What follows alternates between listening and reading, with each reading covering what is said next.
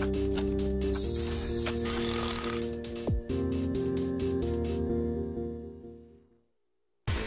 오늘장 내일장 이후로 돌아왔습니다. 최은정입니다. 장 초반 강세를 반납한 채 오늘 코스피 코스닥 모두 하락으로 장을 마감했습니다. 코스피는 1860선 회복을 못한 채 장을 마쳤는데요. 2011년도 거래일수로 이제 4거래일 정도가 남았습니다. 거래가 한산했고요. 또 미국 쪽에서 호전된 지표들이 발표가 되기는 했지만 증시 하방 압력이 가했던 것은 어찌할 수가 없었던 하루였습니다. 코스피 코스닥 환율까지 오늘 마감 시장 어떻게 나왔는지 확인해보고 가겠습니다. 예, 코스피 쪽부터 살펴봅니다. 코스피가 낙폭을 줄이지 못하고 1860선을 하회하며 장을 마쳤습니다. 연기금과 투진을 동반한 기관의 매도가 강하게 좀 나왔는데요. 662억 원 매도 우위가 잡히고 있고요. 외국인들의 선물 매도 역시 증시에는 하방 압력을 가했던 하루였습니다. 코스피는 10포인트 정도 빠진 1856선에서 장을 마쳤습니다. 코스닥 상황도 살펴보겠습니다. 오늘 코스닥 증시는 상승 출발을 했고요. 506선에서 시초가를 형성을 했었는데요. 500선 지지는 했지만 낙폭을 키웠습니다. 한 0.98포인트 정도 하락한 501로 거래를 마쳤고요. 오늘 코스닥 쪽에서는 내내 개인만이 사주는 장이 펼쳐졌었습니다. 개인들이 90억 원 매수 우위를 기록했습니다. 자, 이어서 환율 움직임 살펴보겠습니다. 달러원 환율이 오늘 1원 90전 내린 1148로 출발한 이후에 장 초반에 1145원서까지 내려가기도 했었는데요. 차츰차츰 고점을 올리더니 결국 1150원선 위쪽에서 거래가 마감됐습니다. 어제보다 5원 오전 상승한 1155원 45전에 거래가 마쳐졌습니다. 예, 오늘 증시 마감 현황 짚어드렸는데요. 여의도로 가서 오늘장 어떻게 보셨는지, 앞으로의 투자 전략은 어떻게 가져가면 좋을지 연결해서 전화 듣도록 하겠습니다. LIG 투자증권 박혜성 과장이 전화로 연결이 돼 있거든요. 이야기 나눠봅니다. 안녕하세요. 네, 안녕하세요. 예, 오늘 국내장 조금 재미가 없었습니다. 코스피, 코스닥 모두 약세로 장을 마쳤는데요. 오늘 시장 흐름 어떻게 보셨는지 특징적인 이슈들이 있으면 함께 좀 정리해 주십시오. 네, 일단은 시장이 전반적으로 그 S&P가 유로존 국가들의 신용 등급을 강등할 수 있다는 그 가능성, 그런 우려가 지배적인 가운데서요. 그 배당락을 앞두고 배당락을 좀 회피하고자 하는 심리와 그 단기 상승에 따른 그 차익 매물이 나오면서 그 하락을 했다고 보고 있습니다. 배당력은 그 선반영하는 국면이라고 보고 있는데, 배당력을 고려한다면 수요일까지 하락 기대 수준 정도가 약 1840에서 45, 그러니까 이 정도 될 것으로 보고 있습니다. 예. 일단은 지수가 수요일까지 한 1840에서 45선까지 좀 더 빠질 수 있겠다 이렇게 예상을 하시는데요. 이번 주 마저 좀 전략 짜주시고요. 투자 전략 어떻게 가져가면 좋을지 얘기해 주십시오. 예. 일단 저 연말 연초까지 1930선까지 그 반등을 할 수 있을 것이라고 보고 있습니다. 그 이유는 핵심 변수는 한 3가지 정도 될 수 있는데요. 미국의 채권 수익률이 상승하고 있는 과정에서 그 자산 배분이 이제 재편성된다. 그러니까 즉 채권보다는 주식의 그 매력이 높아진다고 볼 수 있겠고, 두 번째 같은 경우는 이제 S&P가 만약 프랑스 신용 등급을 강등한다면 오히려 불확실성 해소의 측면에서 그 접근을 해야 되고, 또 유로 중앙은행 또한 그 미국의 그 TALF 같은 그 제도를 시행하고 있어서 유동성 경색을 완화시켜 줄 수 있다, 이렇게 보고 있습니다. 특히 오늘하고 내일 같은 경우는 이제 이탈리아 국채 발행이 있는데, 최근에 보면 이탈리아 국채 금리가 아직 떨어지진 않고 있지만 이탈리아가 긴축안을 통과시키면서 그 CDS 프리미엄을 하락하고 있는 국면을 고려해 본다면 이탈리아 금리가 그 추가적으로 상승할 가능성이 낮아 보이고요. 세 번째 같은 경우는 이제 중국의 이제 긴축 완화 환경에 진입했다고 보고 있습니다. 지난 11월 그 M1의 증가율이 YOY로 8% 미만에 이르게 됐는데, 이 부분을 있으면서 이제 중앙인민은행장이 긴축 이후에 처음으로 그 부양이라는 단어를 언급했다는 측면에서 그 중국이 추가적으로 긴축을 완화할 수 있다, 이런 3가지 모멘텀을 가지고 연말 연초까지 그 지수가 반등할 수 있다고 보고 있는데요. 하지만 현 국면은 그 단기 차익 매물이 소화되는 국면이며, 또 배당락을 고려할 경우 수요일까지는 그 추가적인 조정이 이루어질 수 있지만, 이 구간에서 그 주식 비중 확대의 기회로 삼아야 된다, 이렇게 보고 있습니다. 그래서 그 업종별로 전략을 보면은 이제 배당락일 기준으로 고려해 보면은 그 배당을 많이 주는 주식들, 배당 관련주, 유틸이라든지 그 통신이라든지 이런 업종에 대한 차익 매물이 많이 나올 수 있고요. 하지만 그 배당락일 즈음에서는 그 3월 결산법인인 증권이나 보험업종들이 강세를 보이는 계절성이 있습니다. 이러한 점을 고려한다면 증권이나 보험업종에 관심을 가질 필요가 있겠다, 이렇게 보고 있습니다. 예, 그러니까 수요일까지 지수가 조정을 받겠지만 연초까지 1930 회복 가능하겠다. 지금 조정 받을 때를 매수의 기회로 삼아보자, 이런 말씀이신 거죠? 예, 그렇게 봐야 됩니다. 예, LIG 투자증권 박혜성 과장과 함께 오늘장 전략 마감 짚어봤습니다. 고맙습니다. 네, 감사합니다. 예, 이번에는 다양한 시각으로 시장 이슈 심층 분석하고 더불어 내일장 이길 수 있는 전략 잡는 시간을 갖겠습니다. 두 분의 전문가와 함께 해볼 텐데요. 대신증권 동대문 지점의 최형욱 대리, 또 동양동금증권 서초 본부점의 박성범 PB 자리하셨습니다. 안녕하세요. 안녕하세요. 예. 자, 두 분이 준비한 내일장 핫 이슈부터 좀 정리를 해볼까요? 오늘은 어떤 이슈들이 꼽혀왔는지 화면 통해서 만나보십시오. 예, 오늘은 세 가지 이슈가 선택이 됐습니다. 28일 배당 나기일 막판 배당 투자 할까 말까 고민하신 분들 참 많으실 텐데요. 배당을 받기 위해서는 내일까지 주식을 사야 한다는 걸 알고 계시죠? 잠시 뒤에 좀 얘기 나눠보도록 하고요. 두 번째 이슈입니다. 미국 대 중국, 이제는 포커스를 어느 쪽에 맞춰야 되는 건지 일단은 미국에 관심 갖자, 이런 의견이 나왔고요. 세 번째 이슈입니다. 조선업종 오늘 정말 많이 빠졌습니다. 대부분이 3% 이상의 하락이었는데요. 바닥을 확인을 한 것인지, 도대체 바닥은 언제인가라는 의견으로 저희가 얘기 나눠보는 시간도 또 갖도록 하겠습니다. 자, 이제 내일장 첫 번째 이슈부터 구체적으로 좀 짜보겠습니다. 28일 배당 나기를 앞두고 투자 전략 어떻게 짜가야 하는 건지, 오늘 배당 나기이다 어쩌다 저쩌다 정말 많은 얘기들이 좀 들려왔었거든요. 좀 말씀해 주십시오. 네, 일단은 앞에서 말씀하셨듯이 배당을 받으시려면 내일까지 주식을 매수를 하셔야지 이제 12월 결산 법인 기준입니다. 그래서 내일까지 매수하시고 내일 모레는 매도를 하셔도 상관이 없고요. 그런 부분들은 뭐 거의 대부분 알고 계시겠지만, 예, 혹시나 해서 말씀을 드립니다. 그래서 예. 오늘 같은 경우뿐만 아니라 지난주 증시 전반적으로 거래량이 적고 등락이 그 장중에는 별로 없고 이제 장 시작과 장 후에 이제 갭으로 움직이는 모습이었습니다. 이런 모습들 같은 경우는 이제 차익 거래하고 비차익 거래, 다시 말하면 이제 프로그램 매매가 시장을 이끄는 모습이 계속해서 관찰이 되고 있는 상황입니다. 그렇기 때문에 시장의 어떤 그 방향성을 갖고 있는 투자 주체를 찾기 힘들다. 그렇기 때문에 지금 섣불리 어떤 배당만을 노리고 투자를 하시는 것은 조금 위험한 감이 있다고 말씀을 드리고 싶습니다. 이번 예. 주 같은 경우는 뭐 유럽 같은 경우 크게 이슈될 만한 내용들은 많지 않고, 또 미국 같은 경우도 마찬가지이기 때문에 뭐 지금 어느 쪽으로 방향성이 좌지우지되는 상황이 아니기 때문에 그런 부분들을 좀 유념하셔야 될 것 같고요. 지금 최근에 유입된 그 배당을 기대한 차익 거래가 28일 배당락 이후에 어떤 청산의 과정을 밟을 수 있다는 것 굉장히 유념하셔야 되는 상황입니다.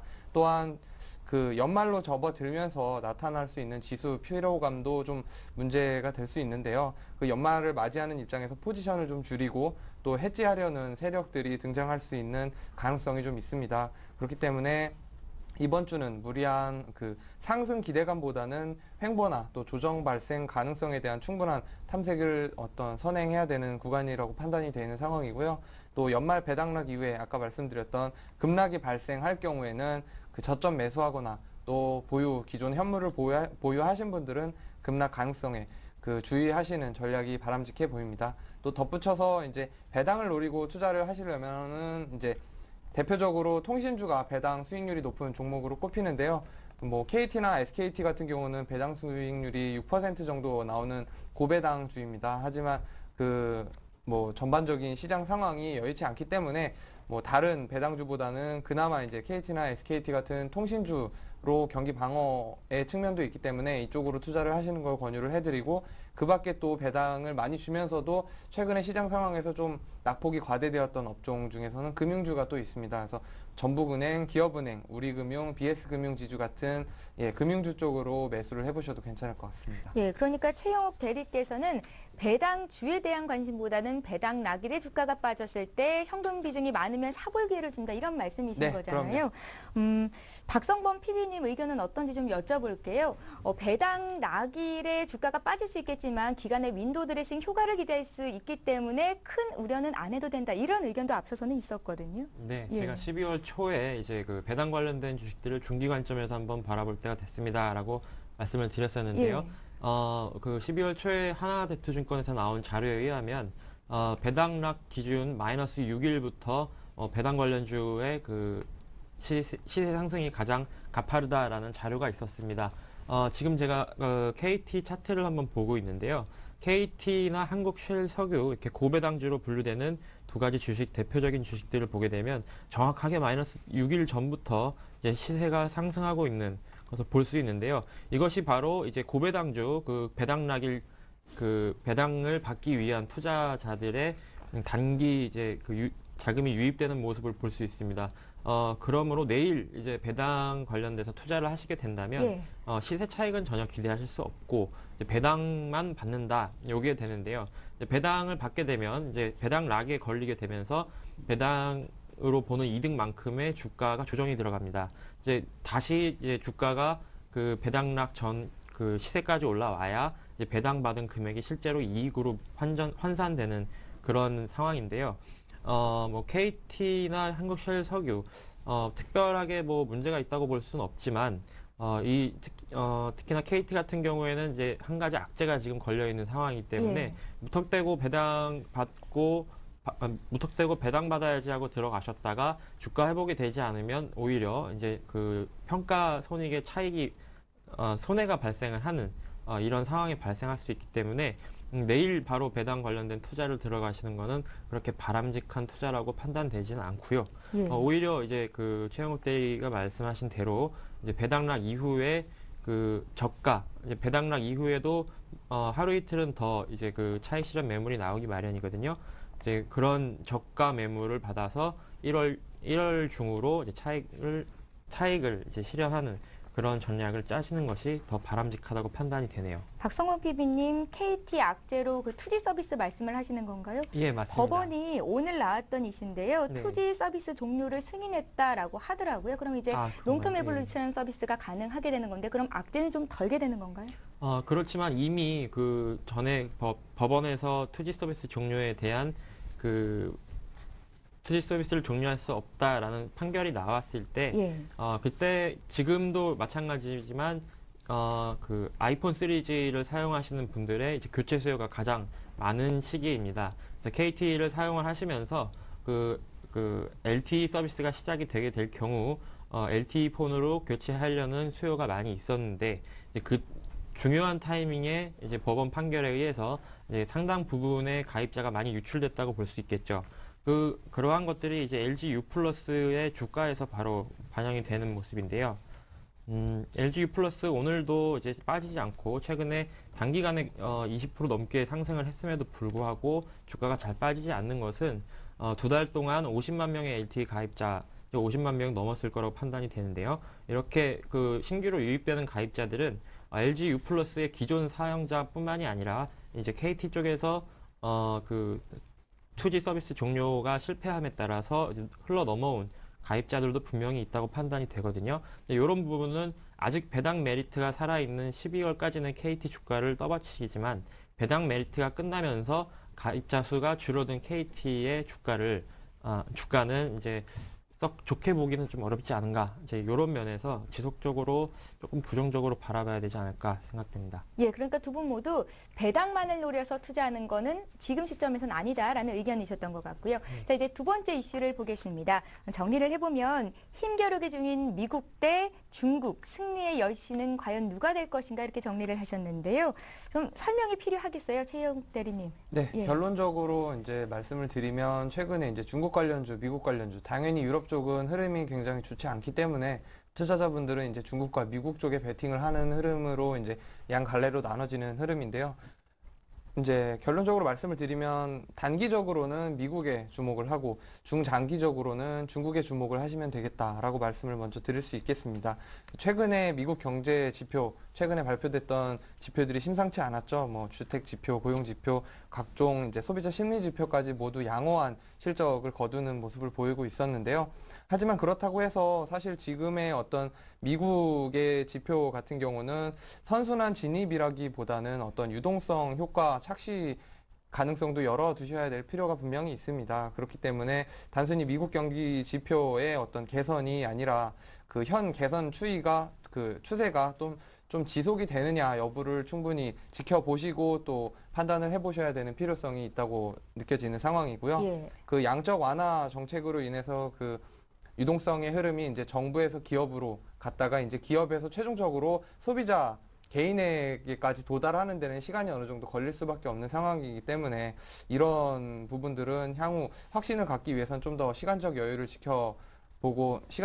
두고 좀 지켜봐야 할 것 같고요. 또 중국 같은 경우는 단 한 가지 지표가 가장 이제 중요하다. 이제 핵심 지표를 말씀을 드리면 이제 물가 관련 지표입니다. 물가 관련 지표가 이제 뭐 CPI 대비 이제 어떤 관련 종목들의 어떤 상승률이 더 높아지면 이제 중국 쪽으로도 베팅을 좀 해보셔도 되는데 아직까지는 그런 흐름 또 반등하는 모습이 나타나고 있지 않다고 판단이 되는 상황입니다. 또 대체로 중국 관련주 같은 경우는 잘 아시다시피 이제 국제 유가의 수준 그리고 국제 유가의 수준하고 연동성이 좀 높고요. 미국 관련주는 원달러 환율하고 연관성이 높은데 지금 최근의 흐름 자체가 이제 미국 관련주로 분류되는 그 자동차, IT 같은 업종에 유리한 거시적인 환경이 저변이 그런 쪽으로 펼쳐지고 있기 때문에 미국 관련주에 단기적으로는 집중하실 필요가 있을 것 같습니다. 예, 그러니까 최근 들어서 좀 계속된 약세를 보이고 있는 중국 쪽보다는 미국 증시가 호황을 누릴 때, 미국 증시가 살 때 우리가 또 수혜를 얻을 만한 종목들을 보자 하시는 말씀인데요. 달러원 환율도 영향을 미칠 것 같고 IT와 자동차 쪽에 좀 더 초점을 맞추셨습니다. 함께 좀 의견 들어봐야겠어요. 박성범 PB님은 중국 쪽, 미국 쪽 어디에다 손을 좀 들어주시겠습니까? 우선은 일단 경제 지표가 호전되고 있는 미국 쪽을 좀 더 유심히 살펴봐야 될 부분 확실한 것 같고요. 예. 그렇지만 이제 지정학적으로 가까이에 있는 중국, 여기도 역시 무시할 수는 없겠죠. 우선은 미국 쪽은 3대 지표라고 할 수 있는 고용 지표, 물가, 그리고 부동산 지표가 모두 좋게 나오고 있기 때문에 유로존 위기에도 불구하고 세계 경제를 크게 부정적으로 바라보지 않는 이유이기도 합니다. 미국의 경제가 조금씩 살아나고 있다. 그러나 여기에는 이제 실제적으로 좋아지는 부분 이외에 그 유동성 확대 정책을 실시한 이후에 나타나는 유동성 효과도 겹쳐지기 때문에요. 너무 긍정적으로만 보기에는 아직은 이른 상황이라고 볼 수 있겠고요. 예. 내년 상반기까지 지표가 계속돼서 좋아진다면 이제 미국이 바닥을 다지고 이제 경제가 호전되고 있겠다라고 해서 미국 관련된 그 사업 그 모델들 이런 쪽으로 적극적으로 펼치고 있는 기업들이 실적이 좀 더 좋을 것 같네요.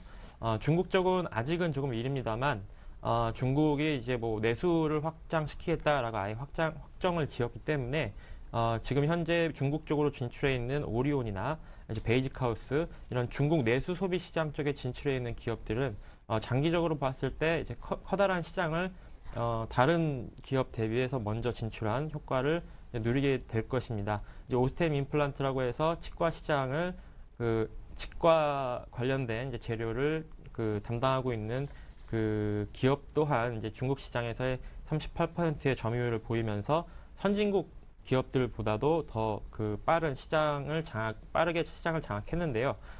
이런 중국 관련된 주식들이 당분간은 모멘텀을 받기는 쉽지 않겠지만 이제 내년 들어서 중국 정부 3월에 가면은 또 전인대와 양회 이런 회의를 통해서 구체적인 전략이 나오게 되거든요. 그때를 전후로 해서 좀 강한 이제 시세 흐름이 나타나지 않을까 이렇게 볼 수 있겠네요. 예. 자, 이제 중국 쪽에서는 춘절 기대에 따른 소비주들이 각광을 받을 것이다 이런 얘기들도 들리고 있는데요. 미국의 블랙 프라이데이 때 매출보다도 더 큰 매출이 발생할 것이다. 여기에는 어떤 의견을 갖고 계신지 최용욱 대리님 의견 듣겠습니다. 지금 이번에 제가 말씀드렸던 부분과 같이 IT 업종으로 위주로 설명을 드려야 될 것 같아요. 예. 지금 내년 같은 경우 국내 증권사 같은 경우 지금 내년 가장 유망한 종목들 꼽으면 항상 IT가 없는 리포트를 발간하는 증권사가 거의 없을 정도로 굉장히 IT에 높은 베팅을 하고 있는 상황입니다. 그리고 서두에 말씀드렸다시피 이제 지금 최근에 어떤 미국 쪽의 소비 지표 그리고 여러 가지 거시경제 지표들을 감안을 했을 때는 지금 IT보다는 좋은 업종을 찾아보기 힘든 상황입니다. 그래서 지금 삼성전자 같은 경우도 재평가가 이루어지는 과정인데요. 그렇기 때문에 지금 뭐 연말 시즌 어떤 랠리, 소비 랠리 같은 경우는 전년도에 비해서도 충분히 어느 정도 넘어서는 효과를 거둘 걸로 보고 있기 때문에 양호하게 지금 지표들이 나올 걸로 예상을 하고 있습니다. 예, 최용욱 대리님, IT도 정말 세분화가 되잖아요. 뭐 디스플레이도 있고 반도체도 있고 그 중에서도 부품이냐, 뭐 소재냐, 대형주냐, 중소형주냐 어디 쪽에 컷을 맞추십니까? 일단은 단기적으로 조금 뭐 짧게 보고 들어가시려면 스마트폰 그리고 전기 전자제품 그 중에서도 이제 그 스마트폰 관련 쪽으로 추천을 좀 드리고 싶고요. 좀 예. 중장기적으로 봤을 때는 지금 디스플레이 패널 가격이 아직 저점이 형성됐다고 말씀드릴 만한 상황은 아니겠지만 길게 본다면 이제는 좀 LG 디스플레이 같은 패널 쪽으로 투자를 해보셔도 괜찮을 만한 상황이라고 판단이 됩니다. 예, 잘 알겠습니다. 자, 이제 세 번째 이슈를 좀 살펴볼까요? 오늘 세 번째 이슈는 바로 이겁니다. 조선업종 이제 바닥을 좀 확인을 한 걸까요? 인데요. 오늘 조선주의 낙폭이 굉장히 컸었습니다. 이쯤에서 매수에 들어가도 되는 건지 뭐 사실 분할 매수가 맞겠지만 매수를 해도 되는 건지가 가장 관심사일 것 같아요. 네. 예. 우선은 그 조선업 오늘 대우조선해양 같은 종목은 이제 대형주 중에서도 유난히 많이 떨어진 종목이었죠. 뭐 차트를 보셔도 뭐 박스권에서의 바닥 부분이기 때문에 이제 매수하고 싶은 이제 의욕을 불러일으키는 종목이 되겠는데요. 우선은 이제 조선업 전반적인 말씀을 드려보겠습니다. 예. 이제 최근에 이제 그 수주 지연이나 취소 관련된 뉴스가 계속 나오고 있는데요. 올해 총 3건의 수주 취소 그리고 10건의 그 인도 지연에서 총 13건의 취소나 그 지연 공시가 나왔습니다. 척수로 하게 되면 훨씬 많게 되겠고요. 그럼에도 불구하고 조선 3사, 현대중공업, 삼성중공업, 대우조선해양은 올 초에 제시했던 수주 목표치를 초과해서 달성을 했어요. 그럼 이렇게 좋은 성과를 냈음에도 불구하고 주가가 왜 7월부터 미리 빠져서 힘을 못 쓰고 있는 걸까? 이제 주가가 올라가려면 향후의 실적에 대한 전망이 좋아져야 되는데 일단 올해 온기로 봤을 때는 올 초에 예상했던 것보다 더 좋은 실적을 냈지만 상반기에 조금 집중돼 있었던 것이 있습니다. 이런 부분들이 하반기에 되면서 수주 모멘텀 둔화 그리고 내년에 대한 실적에 대한 그 긍정적이지 못한 전망들이 이어지면서 주가가 쉽게 회복되지 못하는 흐름을 보여주고 있는데요. 최근에 이제 취소되거나 지연된 공시들을 보게 되면 2008년, 2009년 이제 불황기에 나왔던 고선가 발주 내용들입니다. 특히나 벌크선이나 이제 대형 컨테이너 선과 같이 그 수익을 많이 창출해주는 고부가치 선들이 있었는데요. 이런 것들이 이제 그 취소가 되게 되면 중간에 이제 싸게 이제 다른 데다가 팔던지 이제 이익률 하락 요인이 또 작용을 하게 되는 것이고요. 만약에 이 선박이 건조가 되지 않았는데 취소가 되었다. 이렇게 되면 그동안 그 배를 만들기 위해서 도크를 이제 계획을 짜놨던 도크가 일거리가 없어지면서 조업에 대한 공백이 생기게 되겠죠. 그리고 그 공백 기간을 메꾸기 위해서 저가로 수주하는 어찌됐던 이제 그 영업이익률 하락의 요인이 되게 되는 것입니다. 그 선박이 건조가 시작됐다 하더라도 중간에 그 만들던 배를 다른 선주에게 이제 할인 매각을 하던지 아니면 배를 다 짓고 나서 팔게 되는데요. 그 배를 다 지을 때까지 필요한 자금을 이제 조선사가 자체적으로 조달을 해야 되는 부담감이 있기 때문에 재무적인 부담을 주게 되겠죠. 그래서 이러한 그 장기적인 관점에서는 조선사들에는 별로 좋지 않은 상황이게 되겠고요.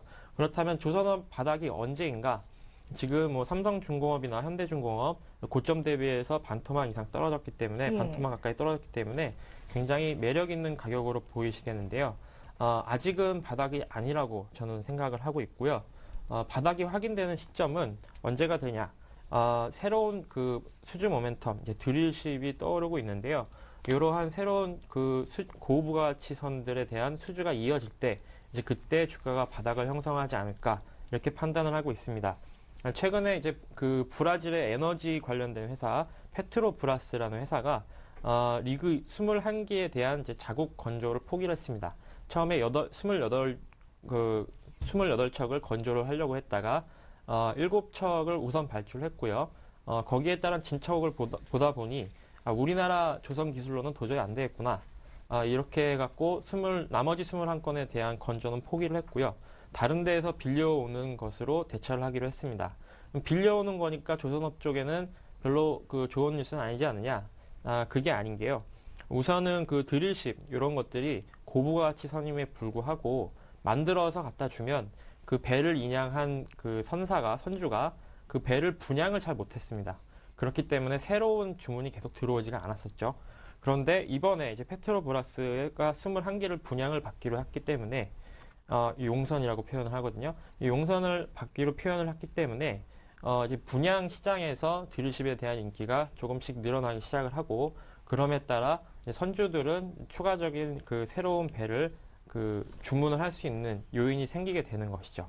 이런 것을 필두로 해서 내년에 그 드릴십에 대한 시장이 그 새롭게 열리기 시작을 한다면, 조선 3사가 그 드릴십 수주 모멘텀을 바탕으로 드릴십뿐만이 아니라 그 바다 위에 동동 떠다니면서 기름을 시추하는 이런 해양 구조물까지 해서 실적을 이제 다시 경조하게 쌓아 올리지 않을까.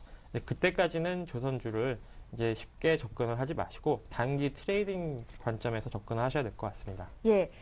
자, 조선주가 금년도 상반기까지만 해도 오름세가 좀 돋보였었는데요. 지금 주가 수준은 거의 반토막 수준입니다. 일단 선박 수주 소식이 이어질 때까지는 당분간 매수 접근은 안 하는 게 좋겠다, 이런 의견이셨는데요. 최영욱 대리님 의견도 같으신지 좀 여쭤볼게요. 선박 수주가 이뤄지지 않는다면 철강 쪽도 좀 문제가 되지 않겠습니까? 철강이요. 예. 지금 충분히 철강 같은 경우도 현대제철, 포스코 같은 경우 최근에 주가 흐름을 살펴보시면 그러한 흐름들이 충분히 반영이 되고 있는 상황이고요. 예. 시장에서는 이미 외국인이라든가 기관 투자자들이 얼마든지 반영을 해서 지금 주가 흐름 자체가 현대제철 같은 경우도 제가 개인 포트폴리오에 보유를 하고 있고요. 대우조선해양도 이제 조선, 철강 양쪽 종목들 모두 보유를 하고 있는 상황인데, 사실 최근의 흐름 같은 경우 대우조선해양 같은 경우 지금 차트 보면서 말씀을 좀 드리겠습니다. 예. 지금 저점을 이어보면 한 지난주 같은 경우 또 이번 주 계속해서 지금 어느 정도 의미 있는 저점, 지지선들을 무너뜨리고 계속 내려오는 상황입니다. 지금 최근에 나왔던 어떤 자금 관련 경색 뉴스들 때문이 이제 첫 번째 이유로 판단이 되고요. 두 번째 같은 경우는 조금 더 중요하죠. 방금 PB님께서 말씀하셨던 내년도의 실적 부분들이 기대가 크지 않은 상황이기 때문에 지금 어느 정도 횡보 국면을 지속을 할 걸로 보고 있는 상황입니다. 그래서 아까 말씀하셨다시피 지금 상황이 저점이다라고 섣부르게 말씀드리기는 좀 어려울 것 같습니다. 저도 최근에 조선주 같은 경우 굉장히 예의주시하고 있는데 예. 당분간 대우조선해양을 대표적으로 언급을 해드리면 24,000원대 근처에서 횡보를 할 가능성이 좀 높다고 말씀을 좀 드릴 수 있을 것 같습니다. 그래서 신규로 이제 조선해양을 조선주 같은 경우를 자금을 투입하실 예정이라면 조금 기다리셨다가 반등이 나오는 흐름을 보고 들어가셔도 나쁘지 않을 것 같습니다. 그리고 그 현대제철 같이 이제 아까 말씀하셨던 철강주도 마찬가지인데요. 그런 비슷한 이슈들이 얽혀 있기 때문에 제가 말씀드렸던 동일한 방식으로 접근을 하셔도 좋을 것 같습니다. 예, 자, 이렇게 해서 오늘장 이슈 정리를 해봤고요. 잠시 후 내일장 전망과 전략 구체적으로 짜보겠습니다.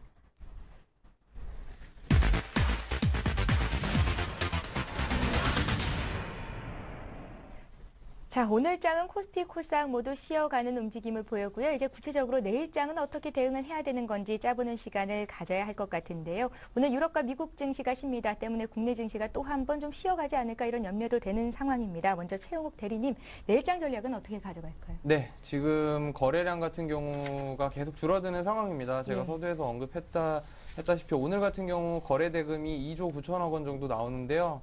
이 정도 수준이면은 지금 뭐 평소에 거래되는 거의 수준에서 뭐 절반 수준 아닙니까? 네, 너무 적죠. 예. 제가 말씀드리려고 하는 바가 바로 그겁니다. 그래서 이번 주 같은 경우는 아마 쉬어가지 않겠나 지금 생각을 좀 하고 있습니다. 그래서 투자자분들께서도 너무 공격적으로 대응하시는 것보다는 남들 쉴 때 다 같이 쉬시라고 말씀을 좀 드리고 싶습니다. 자칫해서 이제 좀 공격적으로 어떤 포지션을 설정을 하시고 매수 또는 매도 쪽에 방향성을 제시하고 들어가기보다는 조금 관망 쪽으로 무게를 잡고 이제 매매를 하시는 걸 추천을 드리고요. 그 27일 이번 주 같은 경우는 유럽 이슈들이 많지 않은 상황입니다. 지금 뭐 독일 총리 같은 경우도 휴가가 들어갔죠. 그래서 뭐 큰 이슈가 나올 걸로는 예상은 안 하고 있는데, 일단은 27일에 프랑스 국채 단기 발행이 예정되어 있고요. 31일에는 그 이탈리아 국채 만기가 예정되어 있는데, 지난주 뭐 스페인 같은 경우도 크게 어렵지 않게 이런 이슈들을 잘 넘겨왔고, 이번 주 같은 경우도 무리 없이 넘어가지 않을까 예상을 하고 있는 상황입니다. 또 말씀하셨다시피 오늘 같은 경우 이제 미국, 영국, 호주, 뭐 캐나다, 프랑스, 독일 주요 선진 증시가 휴장을 하고, 또 내일 같은 경우도 뭐 영국, 홍콩, 호주, 또 금요일에까지 이제 여러 나라 증시가 휴장을 거듭되는 상황이다 보니까 외국인 투자자들도 지금 이머징 국가에서조차도 어느 쪽으로 이제 방향성을 제시하고 나오는 상황이 아니기 때문에 예, 다 같이 좀 연말 이제 쉬어가는 국면이 될 걸로 예상을 하고 있습니다.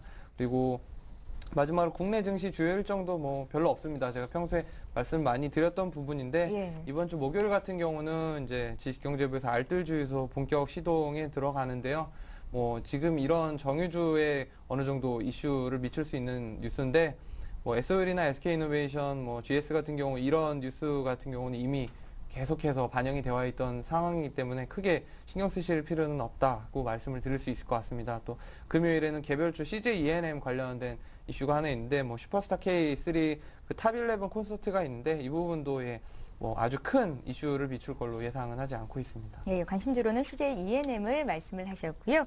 자, 내가 가진 종목에 큰 문제가 없다면 나도 좀 쉬어갔으면 좋겠다라는 생각이 듭니다. 이번 주 공격적인 대응은 안 하는 게 좋겠다는 말씀이셨는데요. 박성범 PB님께서는 이번 주 대응 전략 어떻게 짜주실지 좀 들어보겠습니다. 예, 예. 우선 현금 비중을 좀 많이 가지고 계시다면 이제 주 뒷부분에 가서 주 후반부에 배당락 이후에 저가 매수를 이제 조금씩 들어가 보시는 것. 단기적으로는 배당락 이전에는 매도 시세 차익을 노리고 매도, 배당락 이후에 저가 매수를 추천을 드리고요. 중기 다음 주까지 이제 좀 길게 보게 되면 12월 한 달에 이제 그 배당을 노리고 프로그램 매수가 조금 대거 유입된 면이 있습니다. 이 부분이 2012년 1월 그 옵션 만기일에 청산될 수 있는 확률이 많이 있습니다. 물론 이제 베이시스와 같이 살펴봐야 되는 부분이긴 하지만요. 우선 청산 물량이 이제 부담으로 쌓여 있다는 점. 그래서 1월 두 번째 목요일은 그 프로그램 매도가 이제 출현할 수 있기 때문에 중기적인 관점에서 봤을 때 공격적으로 주식을 담을 타이밍은 아니라는 점. 그리고 장기적으로 봤을 때는 이제 저도 IT 내년 상반기는 우선 IT가 이끄는 장이 올 수 있다라는 관점은 지속 유지를 하고요. 이렇기 때문에 저도 이제 전체적인 분위기는 공격적인 매수보다는 저가 매수를 분할로 조금씩 하면 좋겠다라고 정리를 할 수 있겠네요. 예, IT 중에서도 대형주 중심으로 포트를 짜는 게 맞겠다 이런 의견이신 것 같은데요. 어떤 종목들을 보십니까? 우선 대형주가 그 불안한 장에서의 조금 그 도피처가 될 수 있기 때문에 삼성전자, 이제 뭐 하이닉스, LG 디스플레이 이런 굵직한 이슈들이 있는 그 대형 IT 대형주로 선정을 했고요. 뭐 각각의 회사들 밑에 내려가면 이제 좋은 그 중소형주들이 많이 있습니다. 삼성전자 요즘에 그 갤럭시 노트 이제 또 선풍적인 그 열기를 또 이끌고 있죠. 예. 관련돼서 뭐 디오텍이나 대덕전자, 뭐 플렉스컴 이런 그 삼성전자 관련된 중소형주들도 실적이 바탕이 되는 이제 좋은 흐름을 나타내고 있기 때문에 좀 공격적으로 투자를 하시는 분이라면 이제 중소형 접근도 괜찮다고 보고 있죠. 예. 자, 이번에는 두 분의 포트폴리오에 답을 만한 종목들을 들을 시간인데요. 개인 투자자들이 수익 내기가 참 어렵습니다. 이럴 때 어떤 종목 사서 수익 내면 좋을지 말씀을 좀 듣고 싶습니다. 조언해 주십시오. 어떤 종목 볼까요? 네, 오늘 제가 관심 종목으로 추천드릴 종목은 대림산업입니다. 지금 건설주 중에서 한 종목을 들고 나오셨어요? 네, 예. 지금 오늘 같은 경우 계속해서 뭐 IT가 좋다. 그리고 또 미국 관련주 하면 자동차 추천을 해드려야 되는데 제가 오늘 대림산업 들고 온 이유는 이제 최근에 어떤 2011년 초반 상반기에 어떤 대세는 업종 그리고 어떤 거시적인 모멘텀이었다면 2012년에는 그것보다는 좀 더 압축시켜서 어떤 개별 종목의 흐름에 주목할 필요성이 있다고 말씀을 드리겠습니다. 예. 그런 측면에서 건설주 중에서 지금 엄청난 그 밸류에이션 메리트를 갖고 있는 대림산업을 추천드리려고 가지고 나왔는데요. 차트 보면서 설명을 덧붙여 드리겠습니다. 일단 대림산업 같은 경우는 최근에 지금 지속적으로 박스권 등락을 하는 모습을 보여주고 있습니다. 상승할 때는 굉장히 강한 탄력을 갖고 가는데 또 밀릴 때는 뭐 현대건설이나 그 밖에 뭐 삼성 엔지니어링이라든지 다른 종목들 대비 또 낙폭도 커지는 모습을 보여주고 있는데 일단은 먼저 말씀드렸던 부분처럼 2011년 기준으로만 봐도 이제 PER이 6.9배 수준, 지금 뭐 2000년대에 들어서는 거의 최저 수준에 가까워 가고 있는 상황이고요. 2012년 기점으로 해외 부문 성장 동력이 계속해서 부상이 될 예정입니다. 지금 제가 점선으로 어느 정도 박스권의 흐름을 보여주는 구간을 좀 설정을 해드렸는데 일단 10,000원, 90,000원에서 100,000원 사이에 10,000원의 박스권을 형성을 하고 움직이는 모습을 보이고 있습니다. 그래서 90,000원 초반대 그리고 90,000원 아래로 간다면 지금 뭐 단기 차익을 노리고 트레이딩 해볼 만한 가격대다라고 말씀을 드릴 수 있을 것 같고요. 그렇기 때문에 지금 매수가는 일단은 9,500원으로 잡아드렸는데 오늘 장중 저가 부근입니다. 그래서 이 정도 흐름에서는 조금씩 분할 매수 해보시고 또 10만 원 근처에서는 단기적으로 트레이딩 하시는 분들은 그쯤에서 수익 실현을 하셔도 좋을 것 같고요. 중장기적으로 보시는 분들은 이제 11,000원 이후까지는 11만 원이죠. 11만 원까지는 보셔도 될 것 같습니다. 그 손절 같은 경우는 뭐 단기 트레이딩이기 때문에 89,000원 근처까지는 조금 열어두셔도 될 것 같은데 그 밑으로까지 내려가면 손절하시는 게 좋아 보이네요.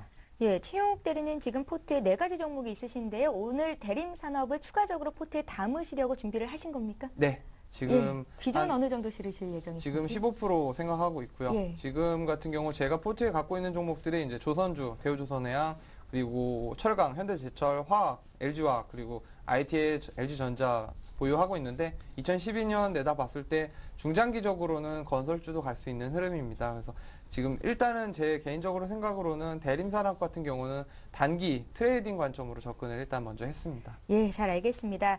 오늘 추가적으로 대림산업을 포트에 넣으신다는 말씀이었는데요. 종목이 여러 가지 것들이 골고루 잘 들어가 있습니다. 잠시 뒤에 포트폴리오 전략은 다시 한번 좀 정리를 해보고요. 이번에 박성범 PB께서는 역시 오늘 또 사볼 만한 종목으로 어떤 종목을 들고 나오셨는지 듣겠습니다. 예, 저는 이제 시젠이라는 종목을 추천드리려고 하는데요. 예. 네, 조금 생소하신 분들도 많을 거라고 판단이 됩니다. 제가 약 한 달쯤 전에 이제 탐방을 가본 회사인데요. 우선 어떤 것을 하는 회사냐? 그 분자 진단을 하는 시약을 만드는 회사입니다. 최근 이제 바이오주들 이제 어떤 임상 실험 통과했다 이런 이슈로 크게 상승을 하고 있는데 비해 이 회사는 바이오 관련된 주식이라고 할 수도 있고요.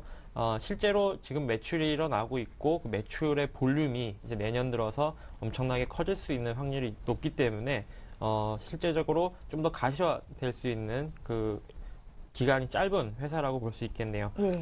우선은 그 글로벌 업체들, 로슈나 이런 글로벌 업체들이 지금 현재 한 번의 그 시약으로 2개에서 3개까지의 바이러스 테스트를 할 수가 있습니다. 근데 그 시젠이라는 회사는 특수한 기술을 개발을 해서 동시에 최대 24개까지 어떤 종류의 바이러스냐에 따라 3가지에서 24가지까지 동시에 디텍트 할 수 있는, 검출할 수 있는 시약을 개발을 했고요.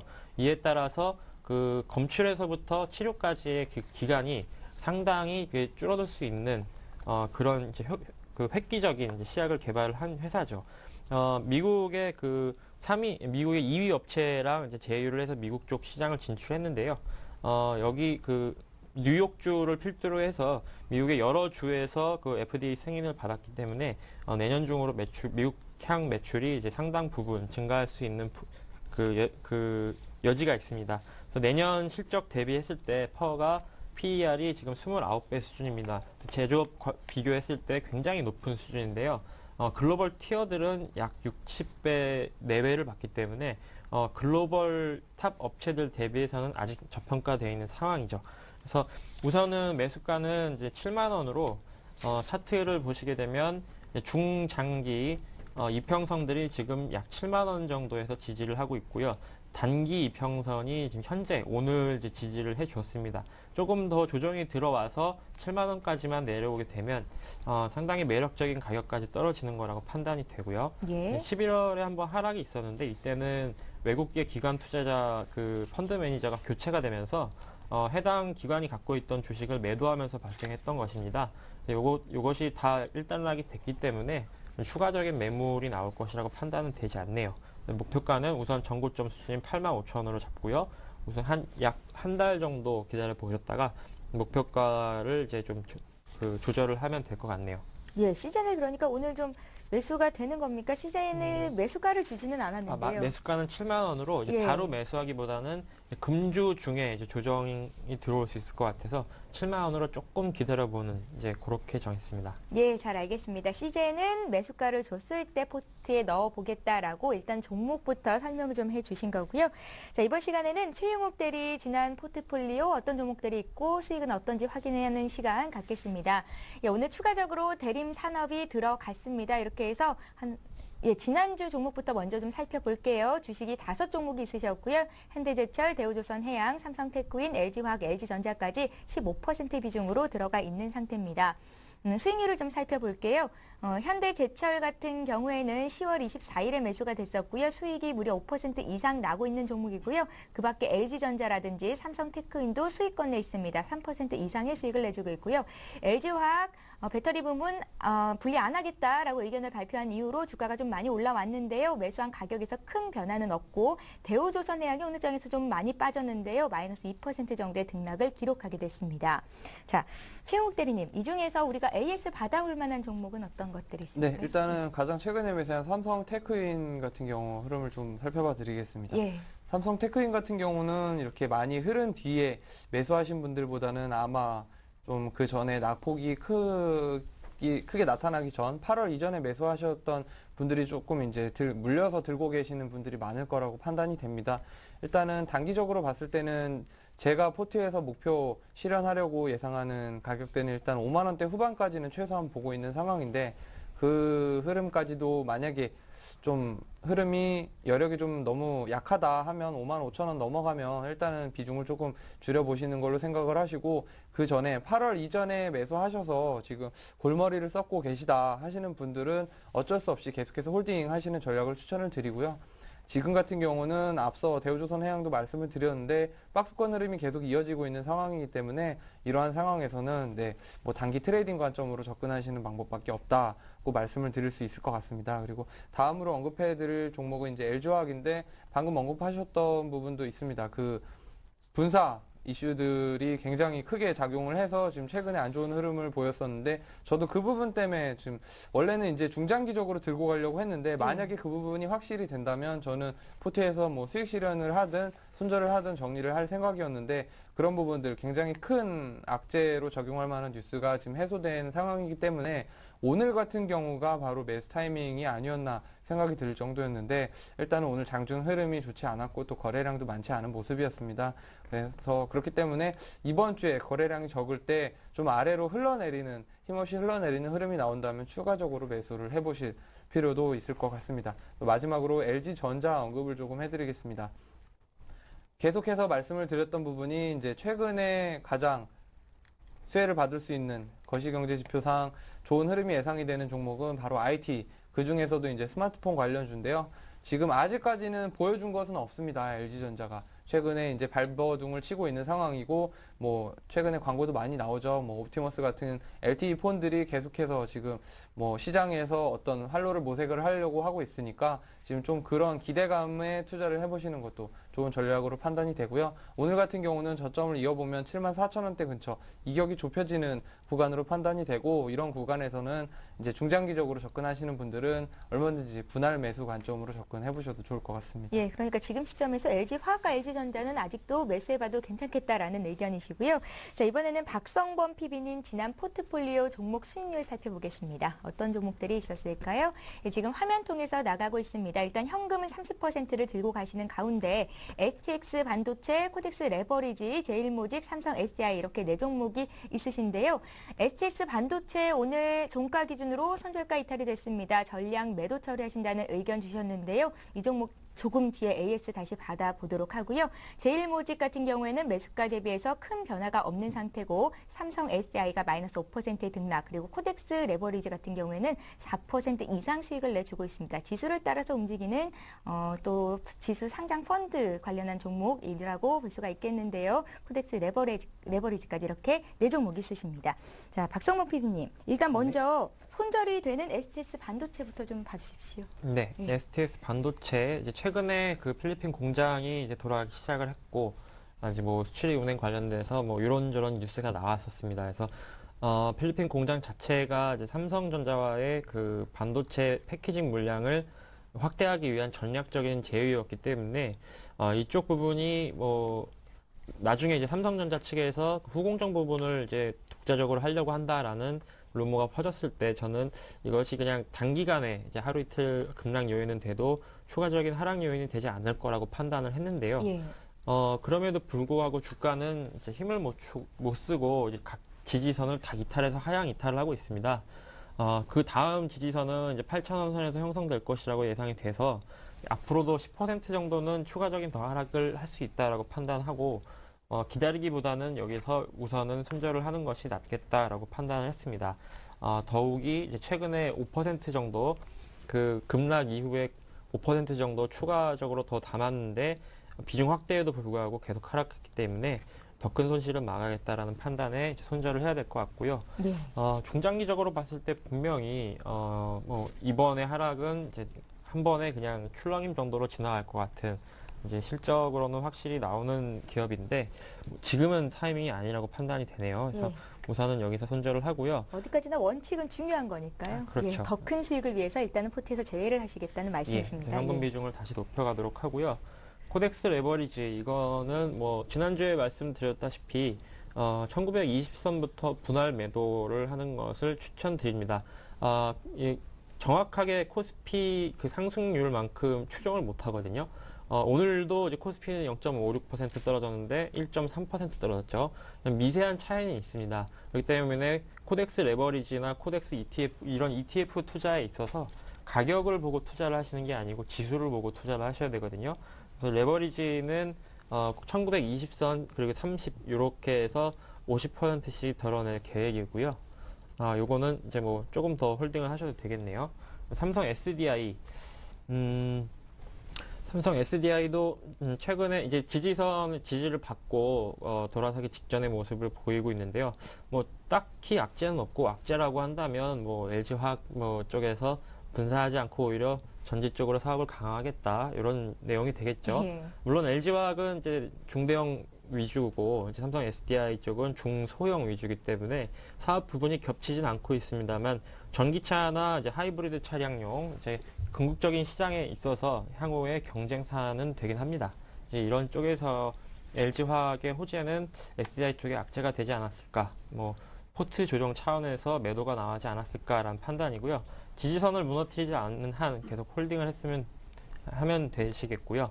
이제 지지선은 지금 뭐 13만 원 정도의 형성이 돼 있네요. 이번 주 계속적인 움직임을 한번 살펴보시면 될 것 같습니다. 예, 자 이렇게 해서 박성범 PB님 포트폴리오 AS도 받아봤습니다. 이제 최종적으로 포트폴리오 정리된 화면을 좀 보여드릴게요. 먼저 최영욱 대리님 포트폴리오 살펴보겠습니다. 오늘 추가적으로 한 종목이 들어가게 됐죠. 자, 최영욱 대리님 포트폴리오 종목들 지금 화면 통해서 보고 계십니다. 현금 비중은 0이 됐어요. 오늘 새롭게 대림 산업을 매수를 하십니다. 15% 비중이 들어갔고요. 여러 가지 업종별로 골고루 종목들이 하나씩 들어가 있습니다. 하나하나 살펴보면 일단 현대제철, 대우조선해양, LG전자, LG화학, 삼성테크인이 기존에 있던 종목들이고요. 오늘 추가적으로 한 종목이 들어갔죠. 대림 산업입니다. 매수가를 95,000원 제시를 하셨으니까 함께 매수하실 분들은 목표가, 손절가 잘 정리를 해두시기 바랍니다. 자, 이번에는 박성범 PB님 포트폴리오도 살펴보겠습니다. 포트에서 제외된 종목이 있었어요. STS 반도체입니다. 포트의 원활한 운용을 위해서 일단 손절가가 나왔기 때문에 처리를 하시는 거고요. 총 가지고 계신 종목은 4가지 종목입니다. 제일모직, 삼성 SDI, 시젠, 코덱스 레버리지까지 이렇게 4가지 종목을 보유하십니다. 네, 이렇게 해서 오늘 박성범 그리고 최영욱 전문가의 포트폴리오 수익률까지 함께 살펴봤습니다. 대신증권 동대문지점의 최영욱 대리, 동양종금증권 서초본부점의 박성범 PB와 함께했습니다. 말씀 잘 들었습니다. 예, 오늘장 내일장 2부 여기서 마칩니다. 저희는 내일 이 시간에 다시 오겠습니다. 시청해주신 여러분 고맙습니다.